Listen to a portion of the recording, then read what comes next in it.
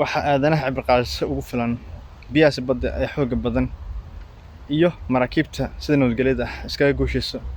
ayagoo wax caqabad aan kala kulmin taasoo cibri qaadasho ugu filan aadanaha markabkaas inay biyaha soo galaan maahane si kaleeto biyahaas kuma quusan karaan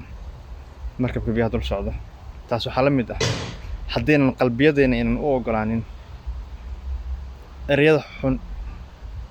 ama mobbingka wax la yidhaahdo ay badanaa la kulmaan ardayda dhigata dugsiyada hoose dhexe sare haddaysan u ogolaanin qalbiyadooda ereyada xun inay soo galaan sida markabkaasiba uusan u rogi karin biyaha aysan jirkiisa saameyn ugu yeelan karin ereyadaasi qaab daran ee uu kala kulmayo dadka hareerihiisa ah ha u ogolaan weligaa erey xun ama ereyo xun aan waxba kaa qaadi karin in dad aan garanaynin qiimahaaga in ay ku saameyn kugu yeelato maxaa yeelay saaxiibka xun markay quruxda jirtana